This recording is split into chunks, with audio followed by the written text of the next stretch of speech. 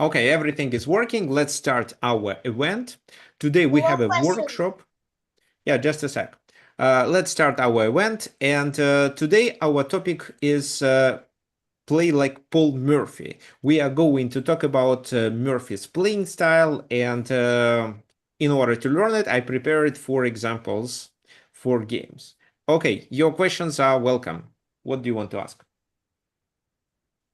I wanted to ask how is this recording called in YouTube? So maybe I can watch it sometime. You can find, I can share the link for those of you who experience issues watching it from Zoom. Let here. So here the link in the chat. Also, on Monday, which is tomorrow, I'm going to publish the recording of this event on my own YouTube channel. There will be also an article that I forgot to do last time, but for this workshop, there will be an article on chess.com in my blog with all the PGNs of the games that we are going to discuss today. Fine.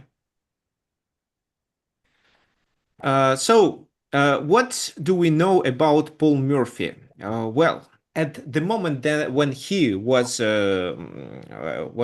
playing chess, when his career started, his concept of his ability to join the pieces to the place of action, even by at the cost of a sacrifice of something, allowed him to become the top player. So how?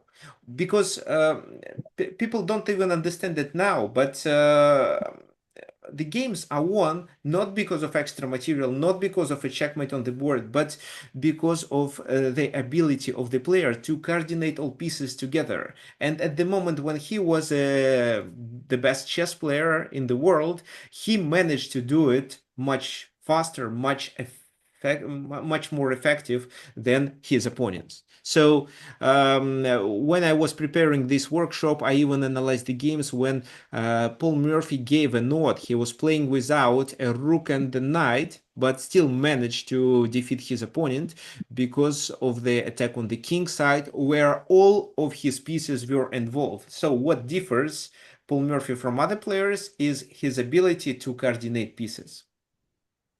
Well, yes. Brian is absolutely correct. So Paul Morphy was the best player of his time.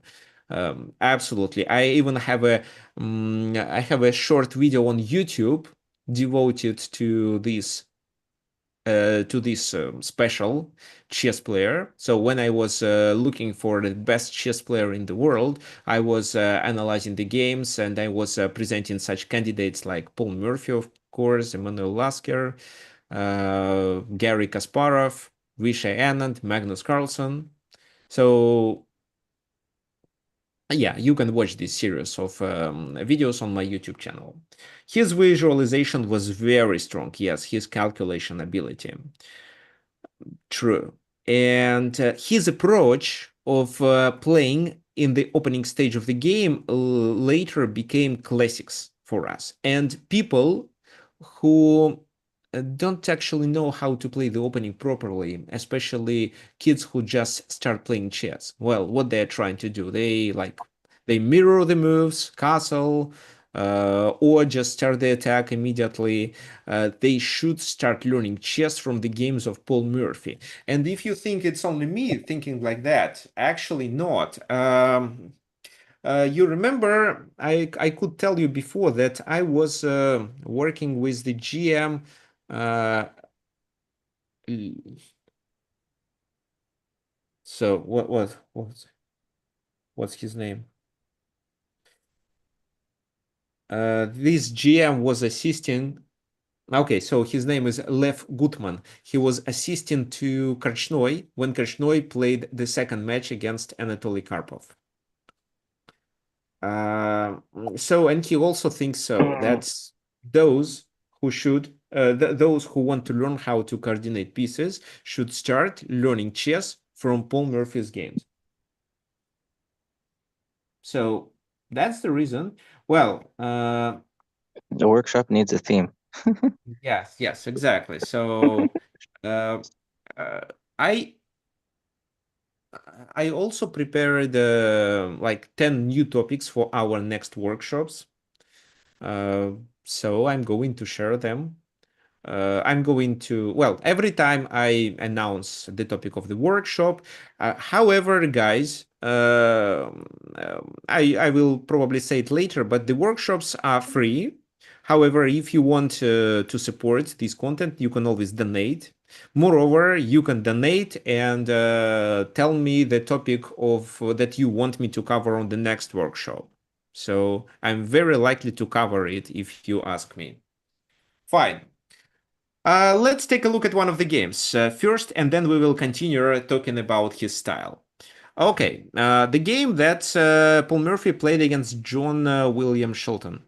E4, E5, F4, D5. So this is King's Gambit, and some of you may play it as white. There are several logical moves. This is probably the strongest one, I think. D5 is a very nice, but even with this move, Paul Morphy wants to show that, no, I'm not going to play for a defense, I'm going to attack. Well, nowadays, for such a logic, he would be punished. For example, like an ordinary grandmaster, or let's say who? Uh, Almost anyone. Let's choose Matthias Bluebaum. Well, it's an ordinary grandmaster who has some expertise in openings that he plays. Well, he's 2600 rated player, and I'm sure he would defeat Paul Morphy without any problems. Why? Because nowadays the opening theory is well developed, and such approach no longer works at grandmasters levels, but still works at club player level.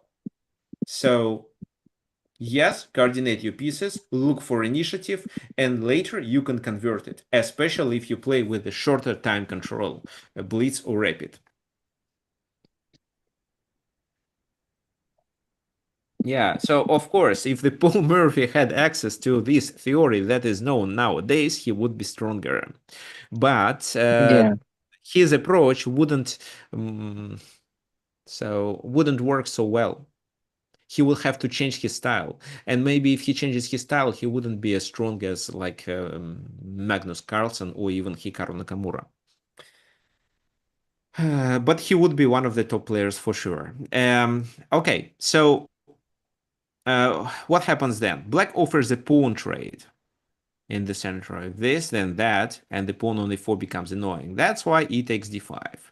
He doesn't take the pawn back because then he falls under attack, but instead he plays e4, an unpleasant move for white because now knight f3 cannot be played. So knight c3. Knight f6, protecting and attacking. What white should do? White has an extra pawn, and their move is very, very logical. They play d3. They play d3 in order to trade, so they want to reach this position. After that, this pawn is poisoned. So if this pawn is captured, the game may continue with what? So knight d5, queen d5, there is no discovered attack because queen takes b5.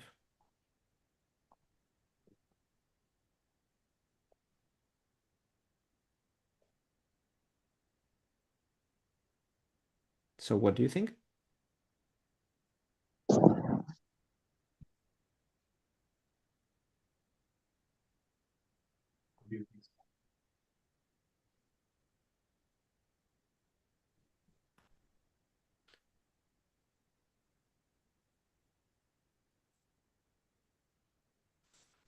Okay, but they can play bishop b5 first, right?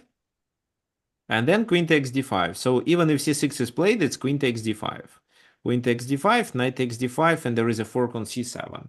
Well, here you may say, but we don't have to take the queen, we can take there. Anyway, black has a pawn down, right? No, no, it's not.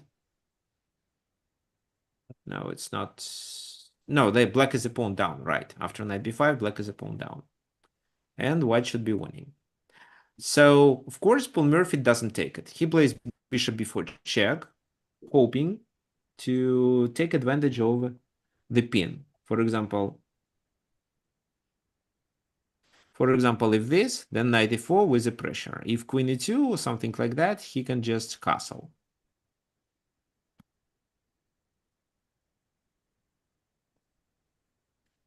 Okay, that's the reason why after bishop b4, white reacts with bishop d2. So now let's assume you're playing with black pieces. You know already something about the Paul Morphy style. What would you consider doing here?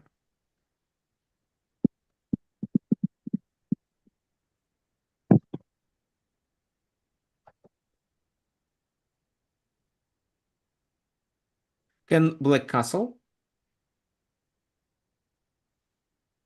Okay, so knight d5 is a candidate move, castle is a candidate move. What else? E3. E3. Fine. So Paul Morphy played e3. Among all these moves, e3 is the most attacking one. Oh, bishop g4, bishop c3, and d3. Okay, so John illustrates like the concept of modern chess. And for modern chess, bishop g4 looks like a good move.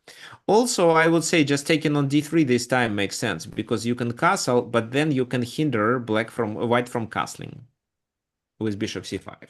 However, Paul Morphy played e3. Why I don't like castling? I don't like castling because of knight e4. It's a discovered attack. Why I don't like knight d5? Because of the same thing, this. Well, maybe you have knight e3 then. Queen c1. Too many pawns are lost and I don't see an attack. This, g3. E3 was played. Right, so bishop has to take, otherwise pawn takes with a check. And after that, knight d5 can be captured, but then bishop d2. So that's why, instead of taking pawns, which Paul Morphy thinks he can take later, he speeds up development, and that differs him from other chess players of his age. Oh, of his era, it's better to say. So bishop d2. What now? We can deliver a check, but what for? Just to activate a piece? Well, makes sense. Well, Paul Morphy takes on c3. Why he plays such a move? Well, if bishop takes c3, then knight d5 is a tempo move attacking f4. That's why they have to take with a pawn and keep the bishop there. Then it's rook e8, bishop e2, and what John suggested us to do, this. Why that move? Well, with every move he creates a certain attack, and after knight f3, it's bishop takes, the pawns are doubled, the king is exposed, the bishops are bad. I can make the moves on the board to illustrate it. Then knight h5, queen h4 is coming.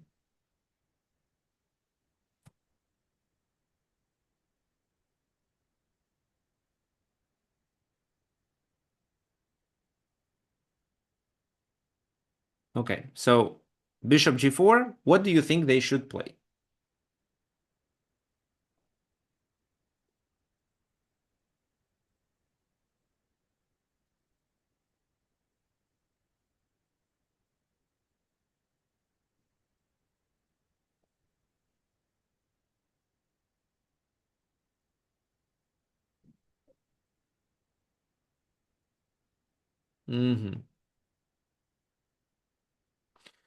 Okay, so c4 was played in the game. So the white player was like materialistic person. Well, he wanted keep more material advantage and then somehow defend his king. Well, nowadays we know that it's better to sacrifice some material but avoid complications. Here you are 2 pawns up. Let's sacrifice one but avoid problems. And such problems can be avoided with a king move, king f1 or king f2. But king f2 seems a little better because we don't close the rook. We want to trade and let the rook out, after which we can probably make artificial castling if it is required. Well, rook b1, I think if rook b1 was played, Paul Morphy would sacrifice another pawn. He would play queen d5, threatening g2. B7 is not hanging after that. Okay, fine. So, but the game continued with c4. Now, look at your pieces. So these 3 participate. but this 3 not.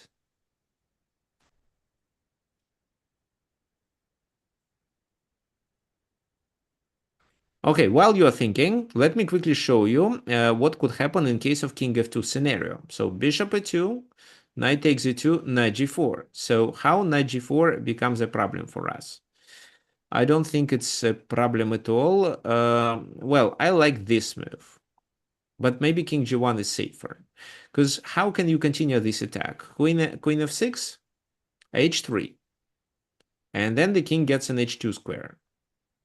Well, 93, right? You have 93, but then let me move my... No, let me take, and then king f2 with a tempo. You probably want to double, and then I play rook e1. And if I do knight g3, that's it. You have no more pieces for the attack. That's right. That's right. So if you see that this line doesn't win, then it means that you should bring more pieces to the place of action. And this is what exactly Paul Morphy understood in this exact game. h5 with h4 is a bit slow. You need these pieces. And the queen, of course. After king g3. That was talking about when the king was on g3. Fine. Let me go back. So h5, h3. So your turn. h4. h4, king g4. Oh, I see. Okay, I missed that. No, well, so this is not sufficient. I escape. So with few pieces, especially when I have a lot of squares covered with my minor pieces, I don't think it's possible to succeed with such an attack. So c4. So imagine you're Paul Morphy. The idea is to get pieces coordinated, to get more pieces involved in the place of action into this attack. And the second thing you know is that your opponent is a greedy person.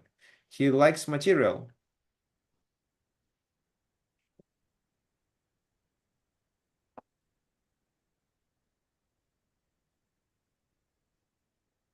So that's why, what should we do? Thanks, Dan. It's c6. Well, queen d6, rook e2. It's c6 because, yes, you can bring the queen to the game, but what you need is this knight and maybe this rook, c6. And if you know that your opponent is greedy, very likely he takes and let you to bring the knight to the place of action as fast as possible.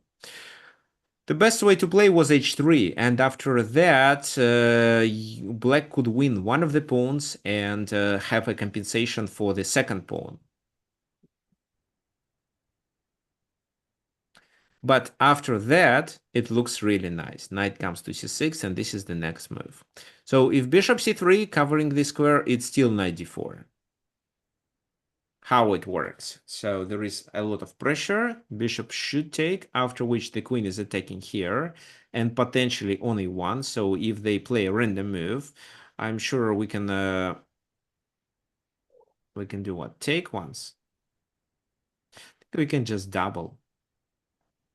Take once and play knight g4. Knight h3. No. Yeah, you're right. You're right. Take once, but with the bishop. So, okay. Yeah, take once and then play knight g4, like Samir suggested, because it threatens with queen f2 and potentially knight e3. Well, okay, let me spend the tempo to illustrate this concept. So rook f1 and queen c3. So the king cannot escape to f2. They cannot take, they have to block, it loses the rook. The other way would be to just sacrifice and bring the second rook, but I don't see immediate checkmate, so that's why I prefer queen c3 winning the rook. Well, the c6 approach is not common for Smith-Morra, but also for other openings like Scandinavian, for example. What was the question? I was wondering if the king could come up in that position that we were just looking at. If the king could have gone to, I don't know, maybe d2 and then c3. In this position? Yeah. Well, queen e3 wins a Then piece. king c3. Oh, I see. It wins a piece, yeah. So you can't play that. But there is also knight f2 first, and then knight h1, and then queen e2 only. So knight g4 was a very nice resource. After the king moves, yes, this is hanging. Okay, so knight e3 in this position doesn't work well because the queen is hanging. So, for example, rook f1, knight e3, it's this. And then there is no move with a knight to deliver checkmate. Oh, yeah. So that's why I prefer to not sacrifice the queen. Fine.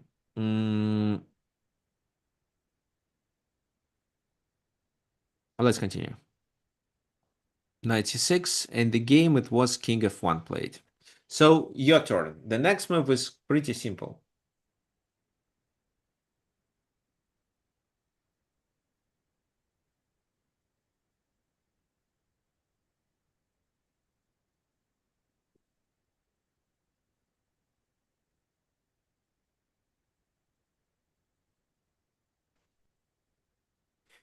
Yeah, obviously. Yeah, so okay, so bishop d2, then knight d4. Brian, it's not clear. Okay, e2. No. Rook e2. Why bishop?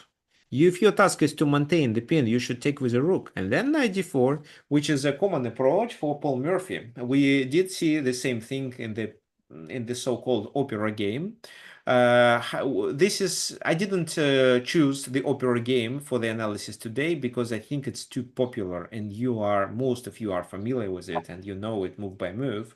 That's why I only chose the games that are not so common, that you didn't see most likely, but they definitely teach us at least something. So yes, this is a problem, and they lose the queen if they don't move it. So that's why they move it, and after that the position is lost.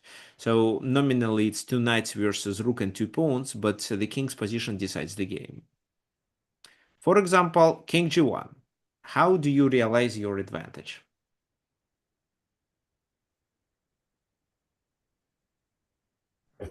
Piece, Melina. You can do knight to c2 and then queen d4. That's right. That's right. Thanks, David.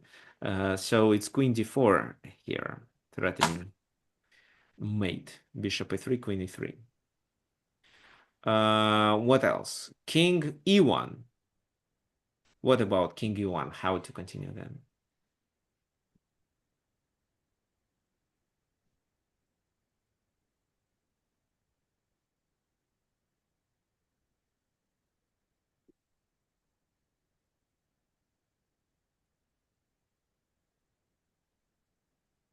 Queen e7. Queen e8. I don't want to play something well. I don't want to trade. Oh, but queen b4 is a blunder. Bishop c2. So queen e8 instead. Queen e8, and then if the king escapes, well, bishop c3 we just take. So if king escapes, then it's knight g4. But why not queen e7? Because of bishop b4. So knight g4, if he goes there, it's this, and this is checkmate. If he goes to e1, it's still a losing position. So let's decide how exactly to play. What do you think? I'm calculating these two moves.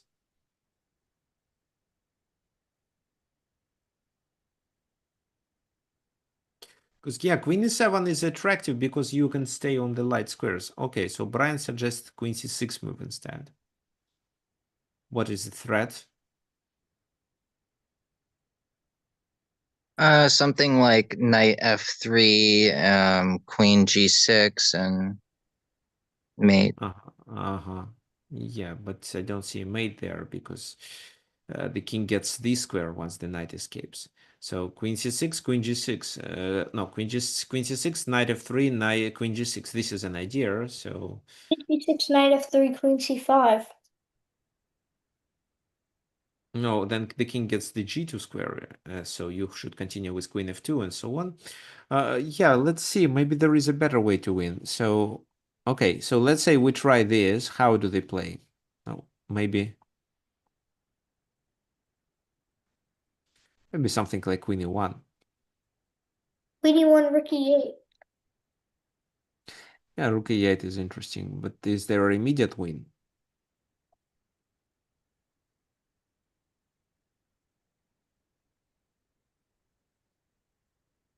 Maybe there is, because both squares are covered.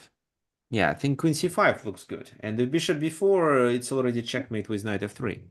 So that's why there is no way to attack. Okay, yeah, but queen e7 may look better, but then bishop b4, and we have to move the queen again, and that allows the king to escape. So that's the reason why I didn't choose it. I choose instead this. Okay, fine. So it's winning. That's why what happened in the game. King f2. If queen e7, Samir?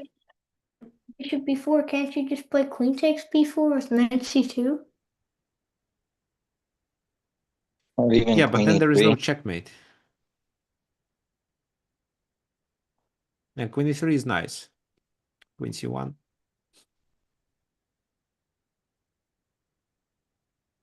Well, it still should be winning, but Queen c1, well, knight, also knight where?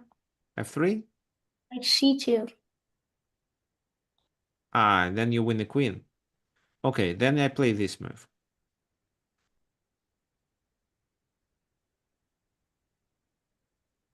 Fine. So yeah, maybe you can knight c2, queen c2. So queen b4, knight c2, king e2. There is not much material. Two knights for the rook. That's why it's better to play queen e8 to avoid all these problems. Wait, if we do queen e7, bishop b4, what if we just do bishop d3 with the discovered check? No, they take our queen first. Oh, Okay, so fine. King f2 was played, and then it's an easy win. This. He can go to g3, but as you remember, I prepared a very nice checkmate with knight f5 yes. here. Knight f5 and knight f2. That's right. So that's why instead of king g3, the king should go to. And in this position, there is also checkmate. Can you please find it? Okay, so no, there is no immediate checkmate that you can find, but how would you continue the attack? No, in case of king Bishop g1. d3, This pawn position. d3, knight knight e2. Queen King d6. moves queen d4. Maybe there's a better Queen move, but d4, they take there. I think it's like too many sacrifices. and So, David, what did But directly knight c2, directly which move? knight c2. Ah, c2. Yeah, knight c2 works. It wins material. They played the same strategy. Yeah, well, so John suggested knight f3. Why? Because knight c2, they may probably defend the position. Knight f3, they take the knight, then queen to d4. Yes, but it's not the end. Knight f2, bishop f3. No, queen f3 was a check. So, and Knight, then, ooh, so which move to play to knight f7. deliver checkmate? Huh? Then they Knight. knight f7 to win the rook. Let's checkmate. So, like, if you try to checkmate, you are playing like Paul Murphy. If you try to win the rook, you are like John Schulten. The John Schulten. knight f6. Threatening with queen g4, right? Knight Yes. f2 could work also, but I like knight f6. Knight f6, rook g1. What then? Queen h5. King g3? Knight h6. You have Knight knight h5 too. h6, knight h6, rook g1. 95. Yeah, that works. Yeah, knight h6 works similar as knight e3. In the game, it was knight e3. So now rook g1, but knight f5 wins the game. King d5, queen h5, mate. Yeah, queen h5 is mate. So rook g1, well, was there a better move? So if they take, it's queen g4 mate, of course. If they play h3, it's the same strategy. Queen h5 here. This is how, well, this is where the game ended. His opponent resigned, but, okay, no, that didn't happen in the game. But yes, knight h6 was similar as knight e3. That's right. This is how the game ended. So what we should remember from this game? Well, the opening wasn't well known, and because of that, Black tried to invent some novelties that could compromise the White's position. Maybe the moves that White played were not the best, but they were definitely unpleasant and created problems that White had to solve during the game. However, another special feature of this game and the Paul Morphy style was bringing his pieces to the place of action even at the cost of sacrifices. So with e3, he sacrificed the pawn to be able to speed up castling and then threaten the bishop and take on d5 also. So this bishop takes, check, pin. Instead of capturing material, he creates problems. He creates problems that White has to solve. And it's very unlikely that your opponent can solve these problems effectively during the game. Maybe he can do, maybe he can solve a few, but not all of them. So that's why such approach to the game may work. So if you were playing against a strong GM, I don't think you would have chances here. Then White would just defend the position properly. They would find this move and they would play several moves in a row to defend the position, and finally they would realize their material advantage. But against club players, why not? So, and here, well, White wanted material and Black wanted to use these pieces. With c6, they can bring the knight to the place of action. Even if h3, which is the best move, is played, after c takes d5, it's still fine. There is a partial compensation for the pawn sacrifice. It's still playable. But after d takes c6, Black is 2 pawns down, but actually winning. And later, Paul Morphy realized his main idea. He sacrificed the exchange, but then won the knight for free and successfully defeated White with the attack on their king. Okay. Okay, if I'm not mistaken, at when Paul Morphy was playing the games, there were no such a title. The GM title. I don't remember when such a title was invented. Who can tell me? Can you please quickly check Wikipedia or ChatGPT or just Google? If I'm not I think mistaken, it the was rating like system. 1913, wasn't it? There was a St. Petersburg tournament. Did they award the Grandmaster title to the participants in that? Yeah. So and that period, I yeah. Okay. So Arush says at 1950. And a rating system, when was it involved? I think after 70th. So if I think that Anatoly Karpov didn't have rating, and then he finally got it. Well, maybe I'm mistaken. Okay, never mind. Today we are talking about Paul Morphy's style, and let's continue. This is the second game to go over. So, as you realized, Paul Morphy prioritized pieces development. And so in any position, he was trying to bring all his pieces to the place of action, to active positions, sometimes at the cost of sacrifices. Well, why so? His key idea was to create some fundamental features of the position that allow him to continue with the attack on the enemy king.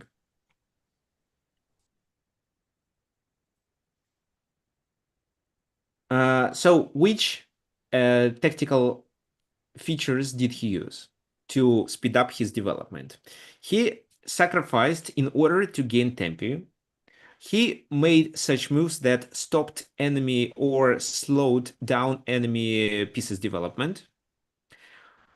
He also tried to get the center control with his pawns that would prevent enemy pieces maneuvering, and opened files and diagonals, sometimes sacrificing pawns. In order, well, he also opened files to bring his rooks to the game. He was creating some preconditions for the attack on the enemy king. So he was compromising the king's position. He was creating material majority, or he was just better developed to start the attack on the king. So, but you cannot start the attack on the king if you don't have preconditions. And this is what he at that time already understood. And because of that, he first was creating these preconditions and then taking advantage of such a situation when he understood that the attack on the enemy king becomes possible and is likely to be favorable. Okay, so thanks. FIDE awarded the GM title in 1950. Oh, it was Tsar Nikolai II. No, Nikolai II. No, that he was actually killed already at 1950. So, I mean, he was killed much earlier in 1970, if I'm not mistaken. But he unofficially awarded it in 1914. Okay, thanks. But the first official FIDE rating list was that 1970. 70. Okay, fine. Okay, so let's continue with the next game. E4, E5, knight F3, D6. Looks like a passive move. White tries to fight for the center with D4, and we all know that this is called Philidor defense, and we know that D4 is a good move. We know that white has some small advantage here. Well, but at the same time, the black's position is quite solid. But if it is Paul Morphy playing the game, he tries to create problems. And the move that he plays is F5. Definitely, it's not a strong move. Definitely nowadays, such a logic would be refuted, and he would experience issues. But that time, he realized that this move helps him to get his pieces to the place of action faster, and because of that, play for a win. If only his opponent knew this theory, he would continue with bishop c4, yes, knight c6, knight g5, knight h6, then what? Maybe d5, knight goes to e7, and with knight c3, this knight on g5 becomes really strong. There is no way to chase it away, and if this, it's that, or maybe if with the other knight. And white has advantage. Black is not losing, but white has advantage. White controls the light squares. In that game, it was d takes e5. F takes e4, knight goes there, it seems logical, but with d5, bishop c4 is stopped. I don't think that bishop c4 can be played. I'm sure you can just take it, and I don't believe that knight f7 provides white with sufficient material compensation. The knight is trapped there. Yeah, he's trapped. So there will be two minor pieces for a rook. What then? So now let's look at this position from the other angle.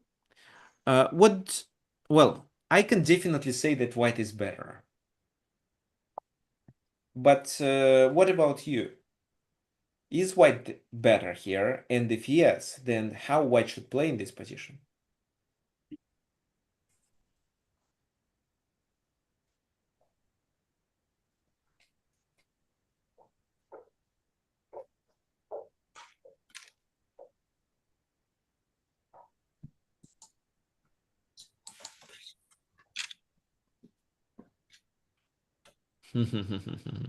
Okay, so Manish suggests e6. And my congratulations, you're playing as strong as Thomas Wilson Barnes, who did play e6 in this position. But later he was punished by Paul Morphy, unfortunately.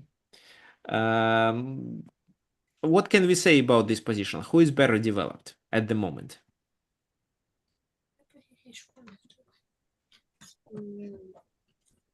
Okay, David suggests knight c3. Fine. Knight c3 is a logical move. You develop pieces.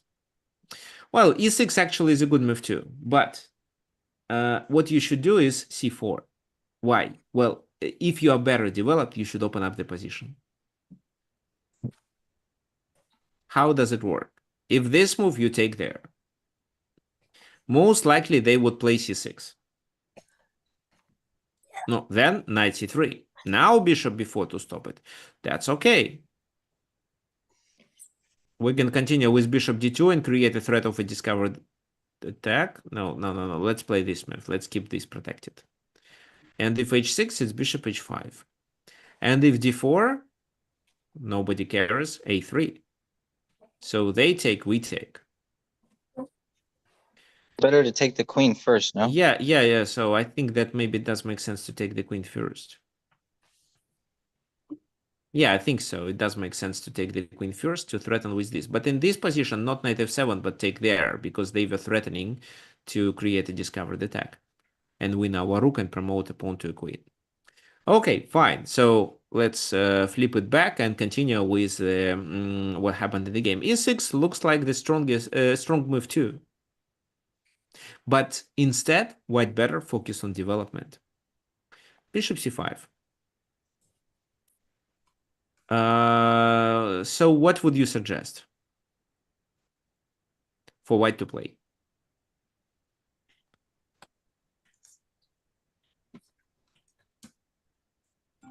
Knight f7 doesn't work, right? Can you repeat, please? Knight f7, I don't think it works. Knight f7, just queen f6. Uh-huh. So, okay, you like by intuition, you see that knight f7 is a wrong move. That was played in the game. What was a better move then?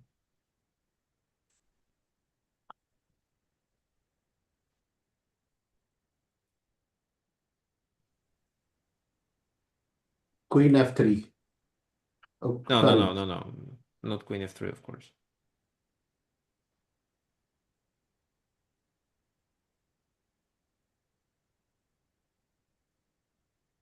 Okay, knight c3 Queen or queen bishop h4, queen h4, queen h5, h5, you queen h4, queen h5, g6. queen h4. Okay, what for? Now I'm threatening Knight knight f7 f7. is a threat. Knight Can't f7. I take on e6? So let me show you this line first. Can I take on e6? You're pinned with the queen, the black queen to the white queen. Uh-huh. So, okay. Knight c3 or bishop f4 are suggested as a candidate moves. That's fine, but there was a tactical strike actually that I think you missed. It's knight e4. Pawn takes, then queen h5, queen c5, and then white is completely fine. White is still a pawn up, but even if he loses it, the position is still favorable. I think the white e6 pawn would probably fall. The e6 pawn falls. Okay, so let's see how. Check. Then what? If you move the king, then you fall under another check. So g6. But then I don't think you can capture it. Don't I have queen e5? If you play king f8, you lose. There's just queen f7. Oh yeah, good point. So king e7 then. Okay, it's interesting. Maybe this is where bishop g5 looks good. Let me see. Queen f7, king d6. Bishop f4. Bishop f4, king c6, queen c7, mate, right? So knight c3, dam is mate. There's queen takes. Queen takes c7, right? So okay, let's take there. I don't want to be a greedy person because here I have bishop c4, let's say. And after king moves there, I just take the queen. No. I checkmate instead.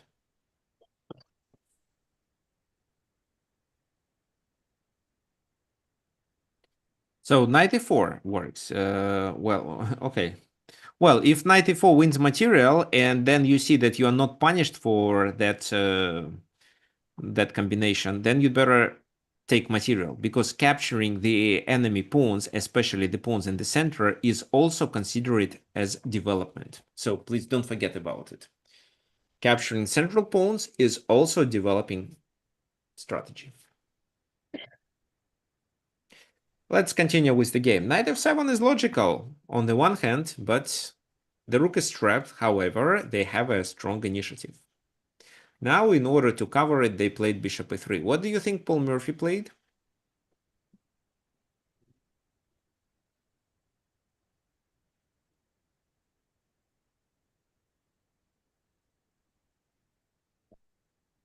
If you know that Paul Morphy makes Bishop takes bishop, you take with the pawn, and then queen b is tall. interesting. Maybe d4. D4. He played d4, but that wasn't a good move. So here David suggested queen b2. Okay, fine. Queen b2, queen d4. No. Queen d4. Yeah, queen d4. Why I suggest queen d4? Because I think that queen c1 isn't promising. I expect this queen to get trapped. So queen c1, and I'm threatening with bishop b5. So you can take there, bishop e2, and this is still a trap, and this is coming also. So that's why I think that white is winning in this position. Fine. So he played d4. Well, because this move provokes this, and I mean threatens with this, and then with queen f2 mate. Well, he'd better play just this move, bishop e6. Then what? Knight takes, bishop takes here, pawn takes, and queen b2.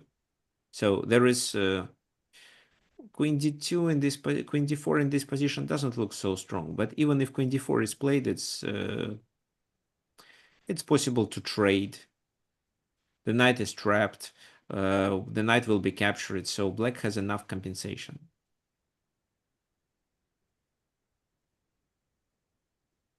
He played d4, bishop g5 with a tempo. The queen moves, and just one move, and white could be okay.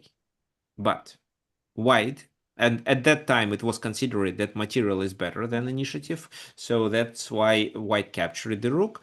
But what would you suggest for white to play instead? Especially if you see that he can capture the rook almost at any moment. Oh, bishop b3, probably you mean bishop c4. Sorry, yeah, c4. Yeah, bishop c4, that's the best move, right? Supporting here, because if now, let's say, bishop e6 is played,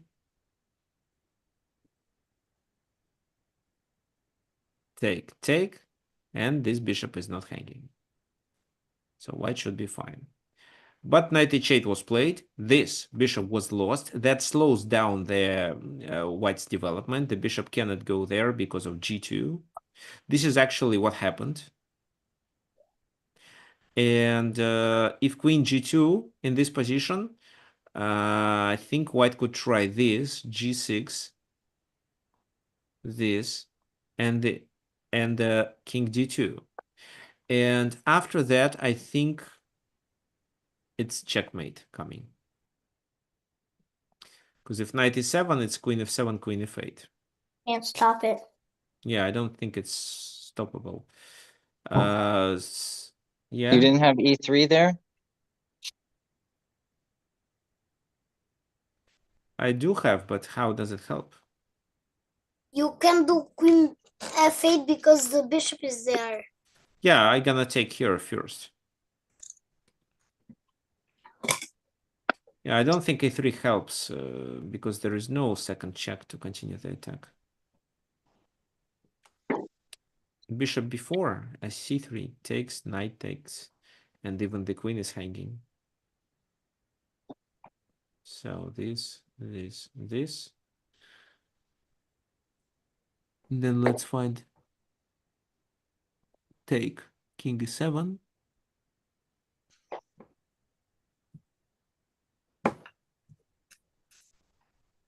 So what to play? Knight g6 or queen f7?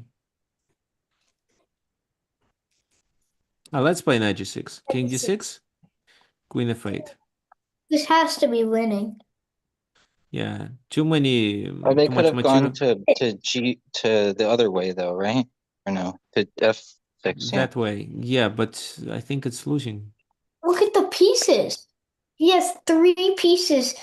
He has 5 pieces, 3 pawns, 6 pieces, 6 things are out of the game. Well, this is Right, losing but for sure. if I could get the king to, let's say, f1, then I think No. queen e1 is, yeah, I can't get there. Yeah, so to f2, no. No, I think that that's it.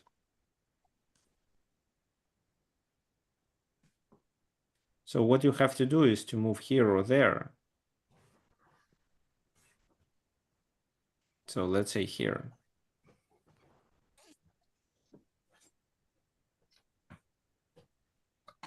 No, it looks really bad, but I don't know. Maybe there's a way to survive. You can push the e pawn, and if he takes with the bishop, you take with the knight, and then you're threatening checkmate. He takes Now, here. Queen and if f2 is strong. takes there, Well, let's play knight e5. And then we threaten this. So they can take here, but I think we can escape. Yeah, that way. Because queen b1, there is no such a check. There is check here, but then here. The checks may repeat, but the king finally reaches this square. And even if queen c1, there is He's no queen g5. Right? the king is safe. Yeah, the king escaped, so it's winning. Okay, fine. So bishop c4, it was knight c6 played. And then he should definitely try to develop his pieces like knight d2, because knight d2 still makes this idea possible, even at the cost of 2 rooks. Oh, by the way, it's possible to play knight f1. There is even no need of king e2. Fine, but why decided to escape with the knight? Queen g2 happened, rook f1, and so you imagine you're Paul Morphy.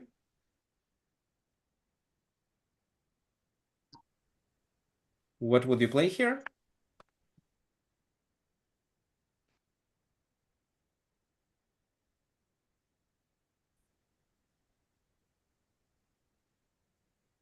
So Brian suggests d3. Okay, anybody else may suggest anything?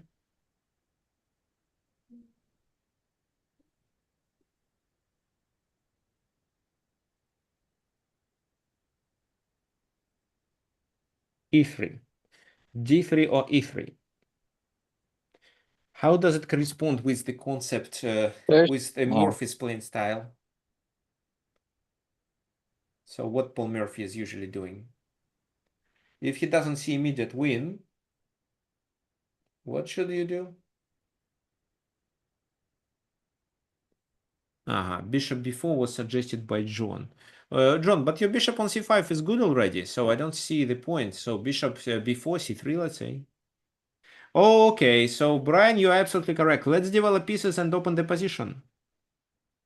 And then helps us with it. Knight f6 and knight g4. Maybe knight g4 is not required, but knight f6 is definitely a good move. Well, knight d2, king e7, then you can take there, then you can bring the rook, and then you have a compensation. You have, well, materially, it's full compensation. You have knight g4 with d3, right? Yeah, we will discuss it. Yeah, but look at this position. Once you take on e6, then what? The knight can be trapped, but even if the knight is not trapped, it's like 2 pawns and the bishop for a rook, for a passive rook. You have the center control. So black is winning even if there is no tactics. But the game continued with f3. They wanted to undermine the center, which was already a mistake. Now the queen is open, so this move was played. The c2 requires to be defended, so they played that. Could they play a better move with rook f2, let's say? Well, probably. But this, One. this, and this. And then if queen blocks, it's knight c2. If bishop blocks, it's what? d3? Yeah, maybe it's d3. But knight a3 was played. And this is what you, this is the position that you may know. If you, yeah, if you take regular lessons with me, you probably remember this position because it's from one of our studies. I want you to play with black pieces, so there is a certain move that allows you to win the game. Or, well, to win the game with a checkmate or get a significant material advantage. You gave me this for homework. I remember it's knight d3. Okay, so yeah, can you calculate knight d3, please? Maybe it's not knight d3.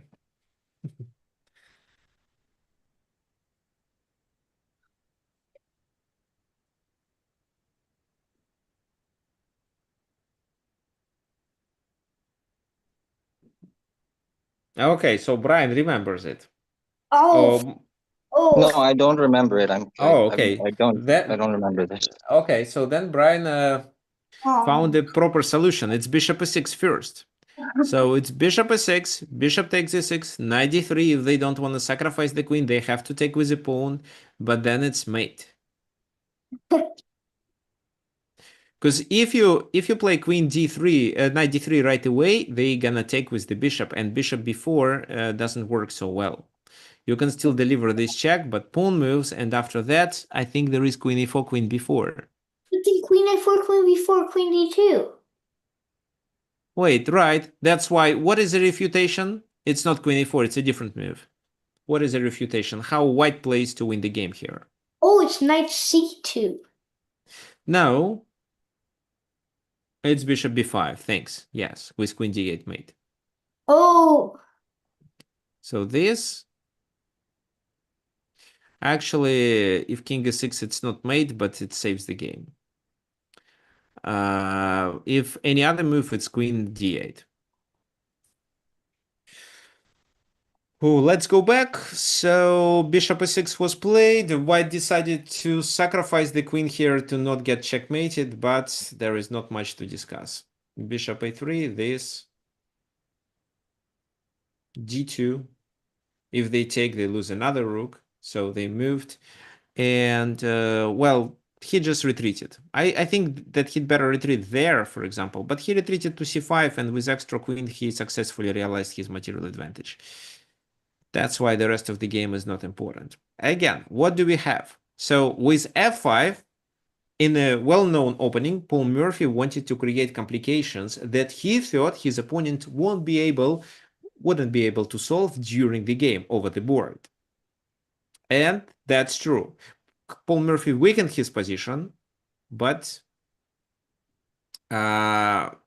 White should have a certain understanding of some concepts that were not well known at the time that this game was played. For example, well, e6 looks good, right? But undermining and taking advantage of better development would be the white strategy. However, white pushed e6, which is possible move.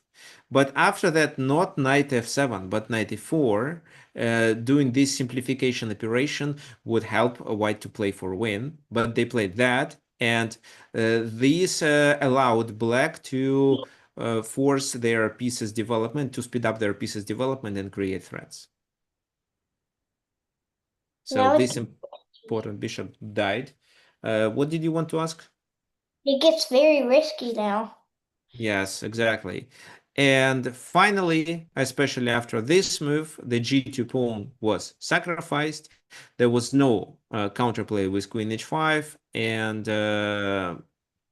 Paul Morphy Defeated. Bring more resources.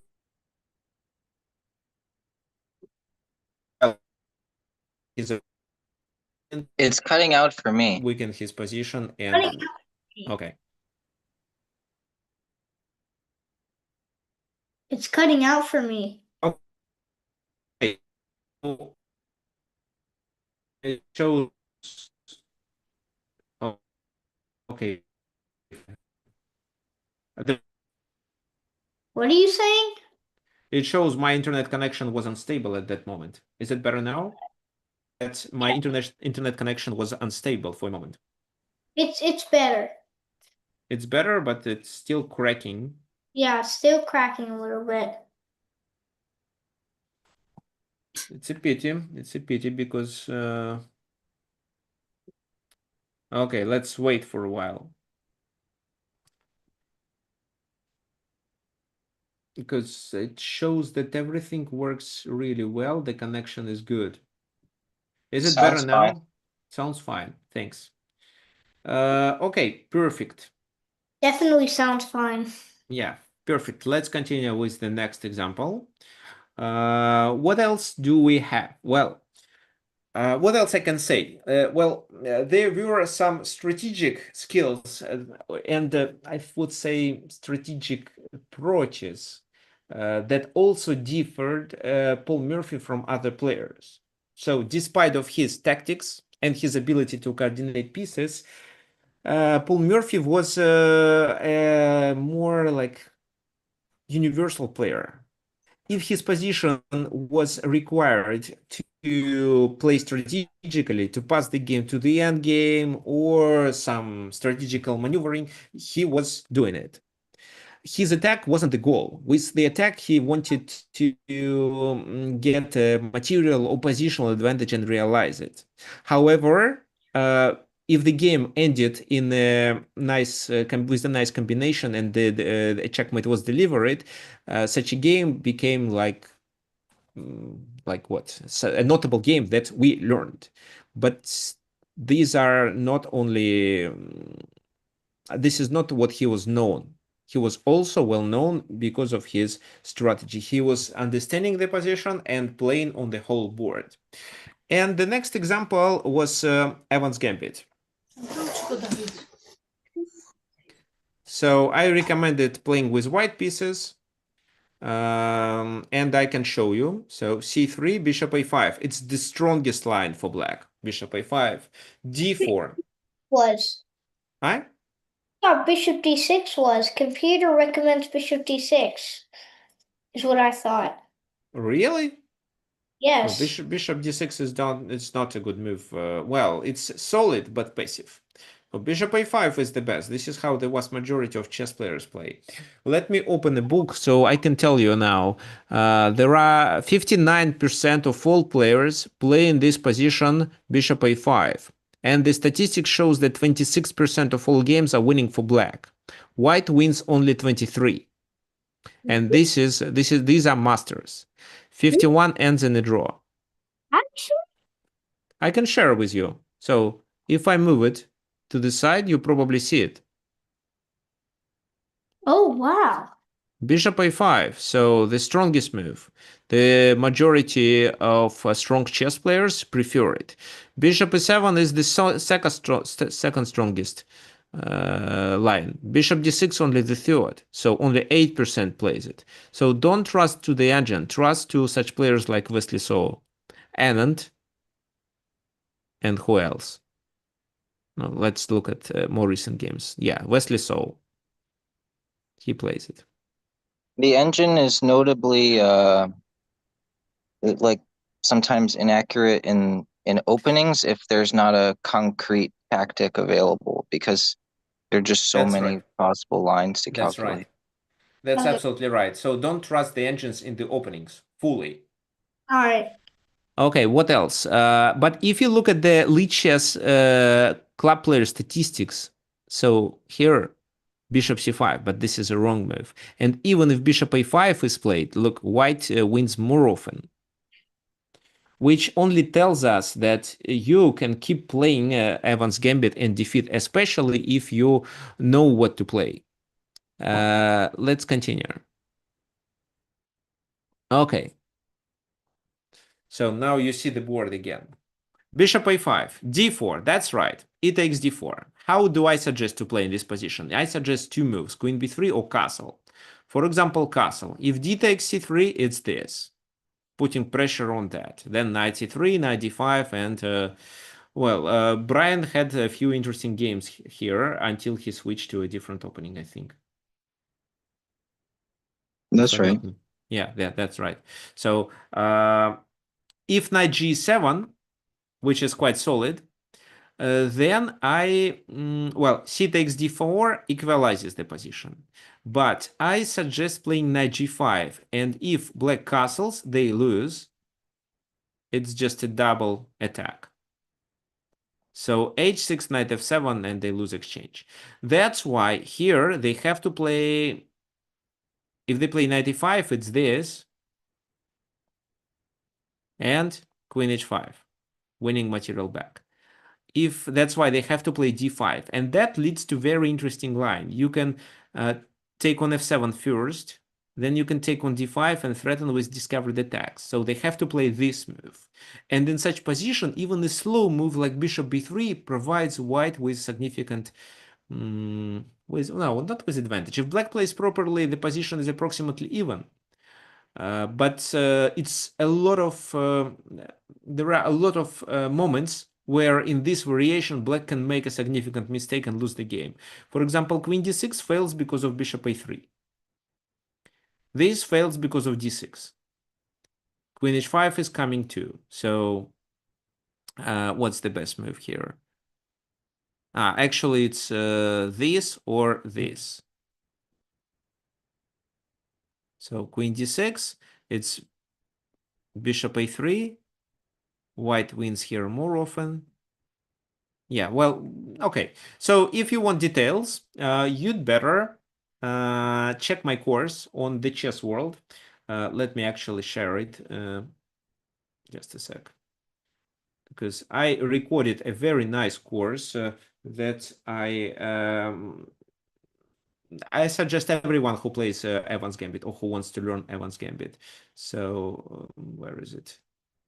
Store.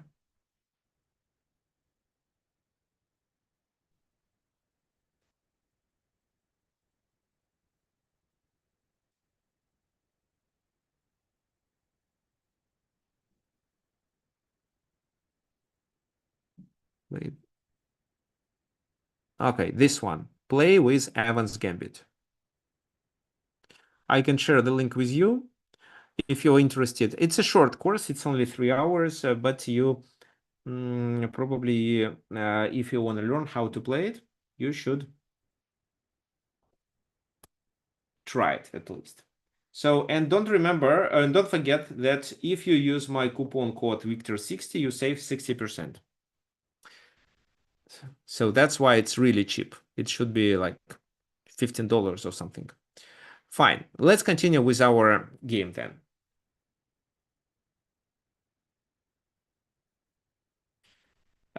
These are the moves that I analyzed a lot, that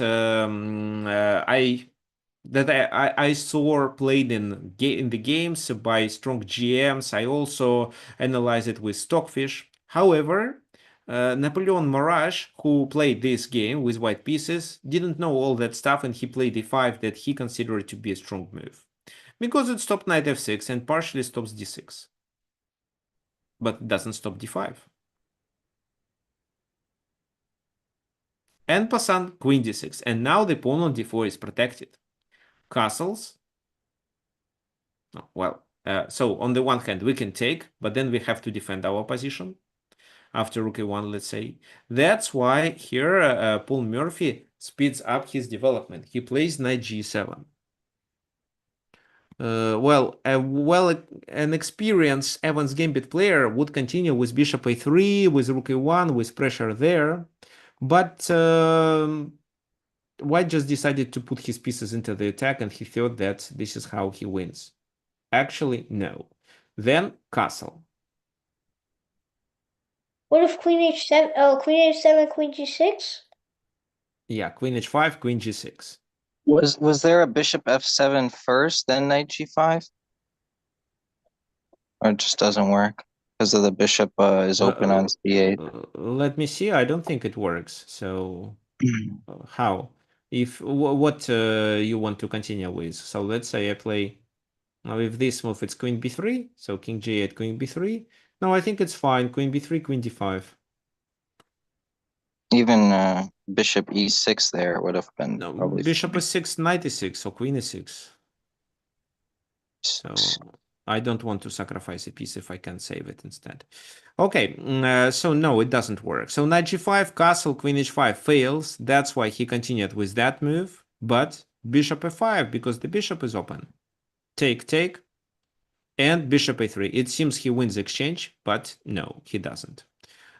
Queen g6, and after this move, queen g5, and black may do the attack on the king side with knight h4 and so on. It was important to parry this bishop and to play bishop b4, because in the game it was played bishop a3 and d takes e3, and now, well, there are 3 pawns to compensate exchange, and the pawn on c3 is so dangerous. c2 is coming. After a few moves, the position became completely lost. Bishop c1. So the bishop has nothing to do there. That's why they are trying to improve it. But it's too late. Yeah, knight fd4, but later. So bishop f4, rook d8 with a tempo. Actually, Brian, at which moment did you want to play knight fd4? No, it's an idea. So like we're gonna take that pawn and then we can play it. Well, not here because To do that, the queen's hanging. But yeah. But you'd better do with the c knight, because the f knight can support the attack on g2. I meant the c knight. I'm sorry. Okay. I thought it was f6. Sorry, c3, c6. Okay. Sorry. Okay, fine. So queen c2, knight cd4 with a tempo. And this is probably what you know. The game continued with queen e4, and there was a brilliant move that allowed black to win the game. Okay.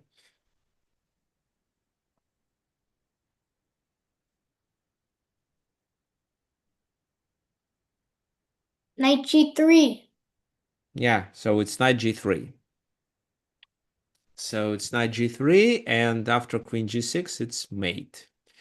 Knight g3 does a discovered attack Using these. on the queen. So anything else, just queen takes queen.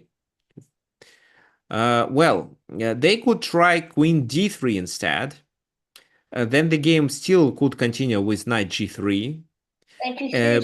But this time queen g3 and then knight e2. So you could only win a queen then. But it's still winning. It's absolutely winning. So I don't know. Bishop takes c2. c2, yeah. You have a passed pawn, which is completely winning. After 93, yeah, it's just winning. So you can do this, or you can just play this directly. I like queen d3 here.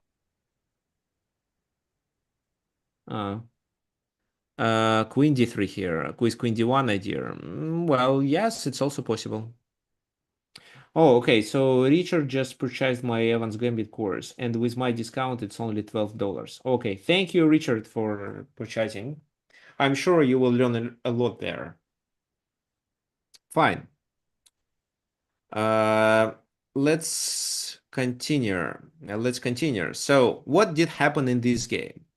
Well, it seems that this time White wanted to develop initiative, and for such purposes, he played a sharp opening, Evans Gambit, but it seems that he didn't know it really well, and he wasn't prepared. What he tried to do was just attack, but with his attack, he forgot that these pieces do not participate, and once the pawn takes on c3, the knight can hardly join the place of action. So he didn't know it well, and he didn't know how exactly to attack. And that's why he was punished with the most natural approach that Paul Morphy did. So what did he do actually? He played d5 to get the center control, and instead of capturing pawns, he prioritized his pieces development, knight e7 and castling. That's it. just natural moves helped him to defeat his opponent. And later he obtained tactical opportunities and found this nice combination with knight g3, which allowed him to make this game notable. Okay, we have one more game to continue. The game between Paul Morphy and Adolf Anderson.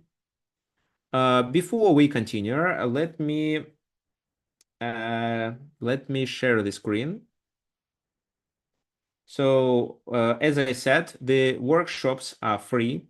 However, if you enjoy this content and you would like to support me, you can use this button to send your donations. Let me explain how it works. So you click on this button, a pop-up window appears. This is for those who want to donate through PayPal. You can enter the amount that you want to donate. It can be any amount. Then you click PayPal. It redirects you to your PayPal account. You enter it and then send money automatically to my PayPal account.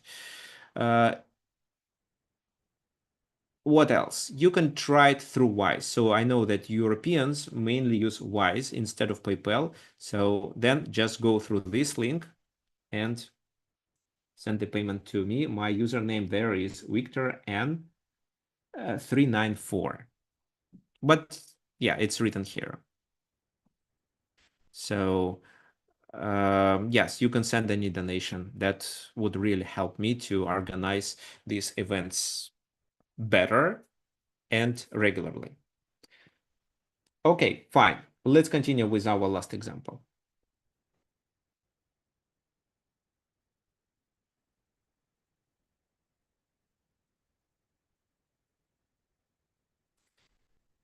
Okay, so the game against Adolf Anderson, e4, e5, knight f3, knight c6, bishop b5, knight f6. So we know it as a Berling variation of Ruy Lopez. But before before we continue, so I play this move actually. And you probably know that for this, yes, there is Evans Gambit, but there is also Max Lange attack, d4.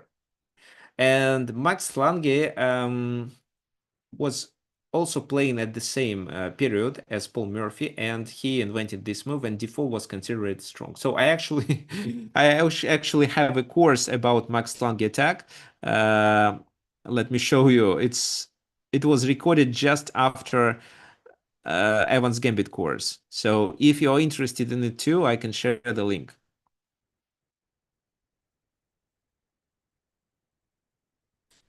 Why I'm saying why I'm keep talking about Max Lange attack, because in that game Paul Morphy decided to combine the ideas of Max Lange attack, a pawn sacrifice on d4, with Ruy Lopez. So he played d4 in this position, but we all know that here there is anti-Berling and there is castling, two main moves.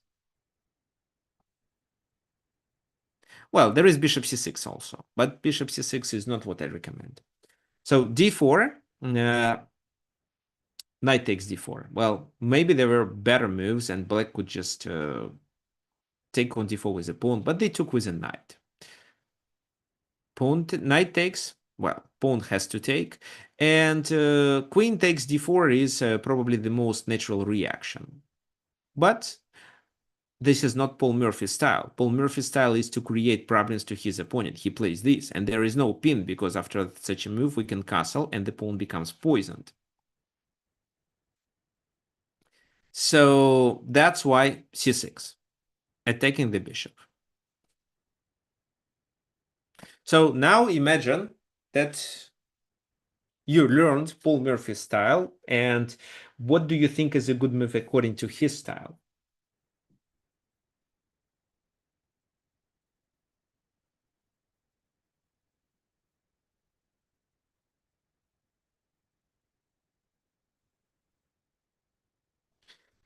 Well, it takes f6 is one suggestion. Takes on f6 with queen e2 and takes on g7. Queen e6. This.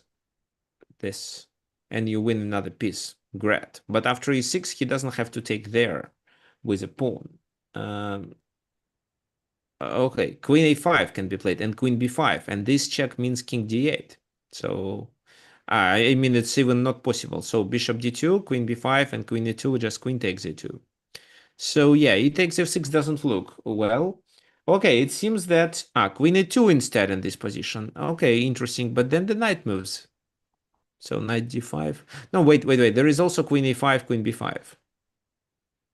I doubt that this is a good move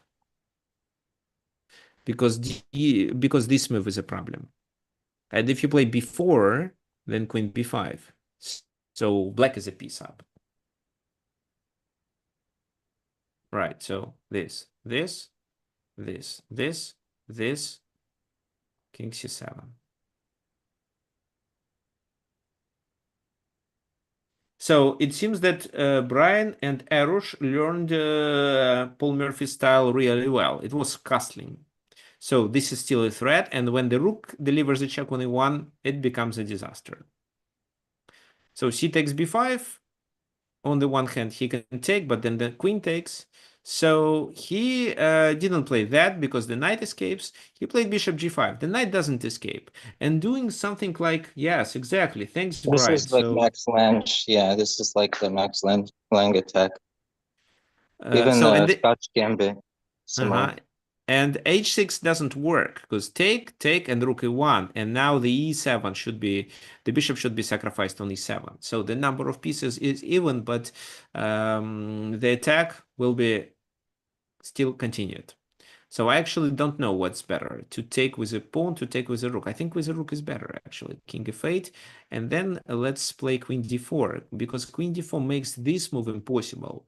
The rook is poisoned. Queen e7, queen h8 mate. I think white is winning. So that's why bishop e7. And now when bishop e7 is played, it's time to take, because this is, again, a tempo winning move. They have to react. But how? If they react with this move, then the bishop is blocked, the king cannot castle. That's why they took with a bishop. But after rook e1, the king has to move and black loses their castling privilege. Now it's good. Yeah, now it's good. So, but what to do with the bishop? Should you trade or should you retreat?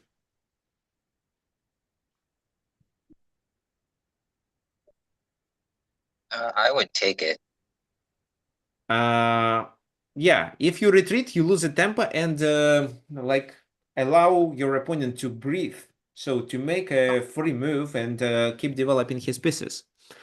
That's why let's take. Okay, now what to play now? Now we have to get our pieces out like in the first or second game, I forget. Uh-huh. So But how Max Lang, exactly? you play knight d2 with the idea of knight e4 and knight f6. Maybe we can try something similar. We can try something similar like the second game, like Brian said. What happened in the second game? So knight d2, knight e4? Well, no, but like getting your pieces out. But how exactly? Well, queen e2 is interesting, actually. But queen e2, g6 or g5, so queen e8 isn't a threat. If you want to take the pawn on b5, yes, I'm sure you can do it. But you know, Paul Morphy wasn't such a player who was who valued material too much. He was mainly like a pieces coordination player. Like he thought that pieces coordination provides a more significant advantage rather than material. Is Okay, it so C3? C3? yes, it's c3. That's right. Who else suggested c3? So I think it was Dan and David. Manish. Thanks. Yeah, Manish. Yes, I've heard. So c3. I just wanted to know who did it before you said it. Okay, so c3, right, and this move allows the knight to go to the place of action. Then knight b5 or knight d5. I prefer knight d5 actually. Knight d2 for knight d2, it can't go. It can't go to as many places. Like knight d5 would not be available on d2. So good point. Knight here, this, and then you have to play with your knight there. But if there it's bishop g4, they develop pieces and create problems. Yeah. Well, but you can do it from the other side. which is fine. And then take on d4 with the queen, let's say, or the knight, and still good. But still, c3 and yeah, it's much better. Yeah, so c3 immediately is much better. There was, I think there was a comment left by Max Lange in this position. So that knight a3, a6, and the knight is out of the place of action. Let me actually remove it. And this, who does anybody understand German? If yes, can you please translate it to me? It's the game was downloaded from ChessBase originally, so that's why there were some comments left in German, but I don't understand it, so that's why I just ignored them. Anyway, c3, yeah, c3 was played, d5.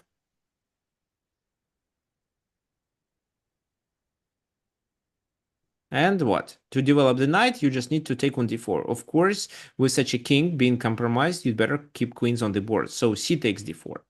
Well, they try to defend and at the same time parry threats. Was queen b3 a move there instead of taking? Queen where? Queen a2? b3. Ah, queen b3. Interesting. Still bishop a6, I think. Yeah, but now queen b5 looks a little better. Yes, it does. So queen b7, king g7. But it seems that they avoided problems. The number of pieces and pawns is even, but I don't see serious issues. C takes d4, queen takes d4, rook e6. No, there is a back rank mate. And also this and that can be played. That can activate, that can allow black to activate pieces and create potential problems. So, yeah, queen b3 is not the best way. It's, well, with queen b3 you win pawns, but Paul Murphy wants to get pieces developed. So a6. Sorry, can you give me the thing that was in German so I can put it in Google Translate? Oh, I deleted it. It's not important. I think it refers to another game that happened in a similar position. Oh, okay. So I don't think it's important. Okay, so rook e5 to attack d5. This becomes a pass pawn then. Who speaks German? No, I don't think David speaks German. He just can translate it through Google. So g6. g6 is the best, after which you can take and play this position for a win. It's better, but it's not completely winning. So you have this passed pawn. Many may say that this is isolated pawn, which is partially true, but at the same time, this is a passed pawn, and But it's at the same time it's passed. yes, and that's why it's not a weakness. It's not such a weakness as an ordinary IQP. Because IQP, well, means that there is a pawn that on c6, on e6 that can stop it. But here, no. So if black cannot hold it, you can, if black cannot blockade, you can attack it. Yeah, the C and E files are open. Okay, so rook d8, queen b3, queen e7, rook a1, threatening to take on d5. But if you take on d5 right away, you make a serious mistake. Well, which mistake I'm talking about?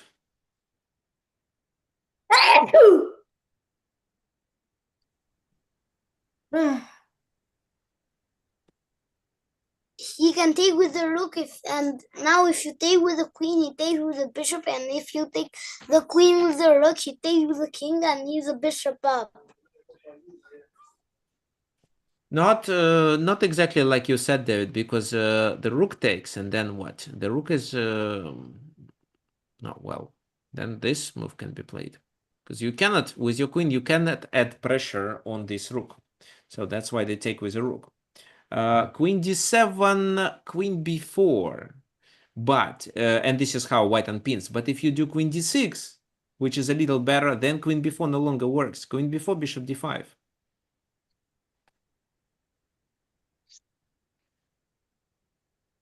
No, actually, queen b4, bishop d5, rook d5, queen b4, rook d8, king e7, rook h8, and this is a winning position for black. Too It many looks pawns. drawish, no? Too many pawns? No, I don't think so. I think it's winning. Too many pawns. What does the engine say? Yeah, it's slightly better for black. Ah, yeah, queen d2 is the move. Then it's much better for black. Ah, this pawn is important. d4 is not important. So if rook f1, it's queen a1, and there are two connected pass pawns. The rooks can fight against against a pass pawn, but not if there are two connected. Because two rooks, for example, let's bring the rook here, and if it was one pawn on the b5, then just two rooks can cover the b1 square, and that's it. There is no way to progress to put the pawn to b1. But when the pawns are connected, it's a different story. Why is his second name Adolf like Hitler? Well, it's a common name. Okay, so rook a e1.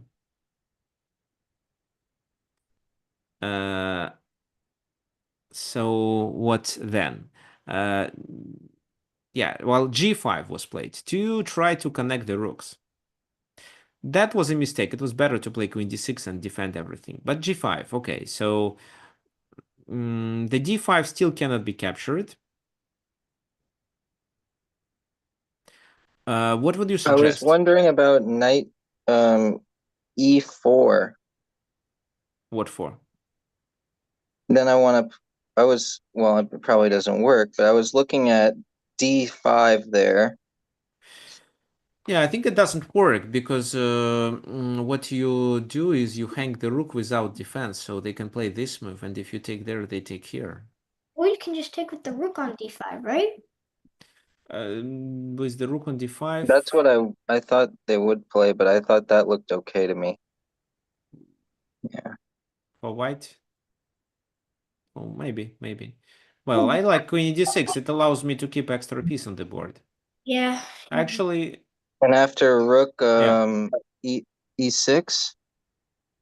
pawn takes.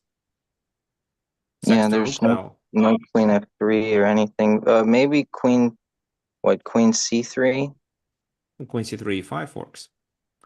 Okay. e5 works. Yeah, but even king f7 is enough because with the one queen you cannot win the game, and Paul Murphy understands it. So what he did is he didn't want to win the pawn. He wanted to. He realized that g5 a little compromised the position of the king side, and that's why in order to succeed with the attack, he should create preconditions of the attack, and these preconditions is material majority on the king side. So he moves his queen there, and then does a rook lift. The game here ended quickly. Rook g8, and after that, that was over. Can you please tell me the winning move?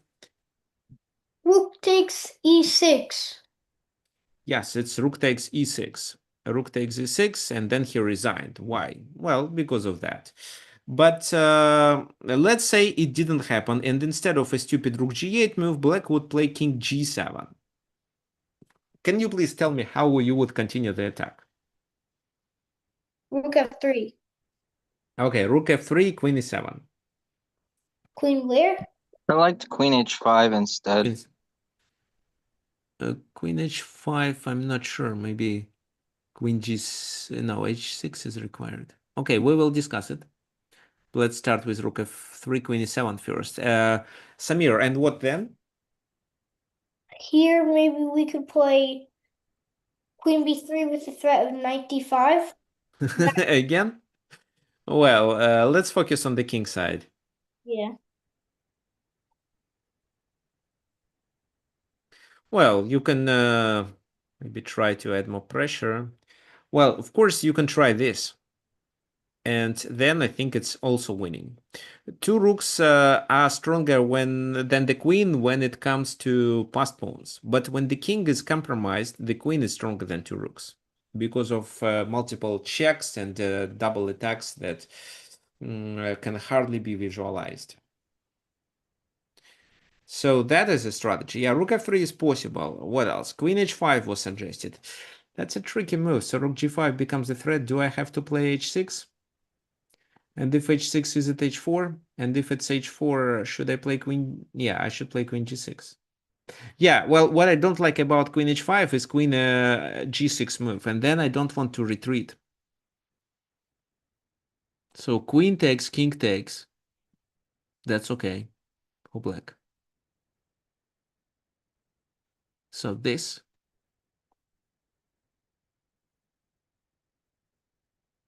King f6, and this pawn is lost. But it's just a pawn. So this, this, this, this. 92. Maybe rook here. So it seems black has a compensation. The king is not checkmated. There Knight is no. g3 with knight h5. What's They can that? still go to e7, so it Oh, doesn't well, help. No, first of all, it's this. why not earlier rook h8? Because of here earlier, rook h8. Yeah, well, this move.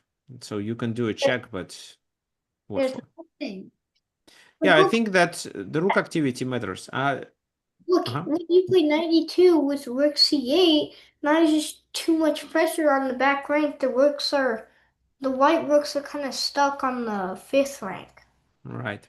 So that's why queen h5 is probably not the very best suggestion, or you have to then move the queen back and lose the tempo. So I wonder if rook g3 works. What do you think? So h6 defending. And can you suggest a strategy? Queen h5 again, and then queen g. sacrifice on g5. And You cannot, because queen h5, queen g6, and you sacrifice, and then I take with a pawn, and your queen becomes hanging. H4. Well, h4, yes, but g4, let's say. f3, queen f4.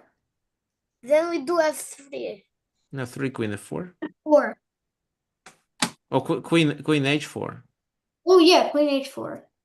Because you don't have time for rook e6, it's queen g3. No, it's too early for f3. But instead of h4, can you do f4? Why can't you just What's the purpose of f4? What if the queen takes? Now queen h5. So there is no queen. Yeah, but you expose your king, so you lose everything here. we're down 2 pawns. Yeah, no, h4 makes sense. h4, g4, but so imagine you are Paul Morphy. Here, there's time for rook e6. Yes, but are you sure that this is a sound sacrifice? So rook e6, queen e6. No, You can I'm take not with sure. a rook, but yeah, you can take with a rook on g6, but it doesn't win the game. And sacrifice in exchange is a very responsible sacrifice when you have only fewer pieces on the board. So If there we could was look at knight e2 instead, and with Manish's f4 idea. with knight f4 idea. So knight e2 Oh, and also queen knight d2, h5. knight f4, and then you threaten with knight h5 as well as, well, if they block, you still threaten with knight h5. So it will be really hard to defend. because the But h5 square is now weakened basically.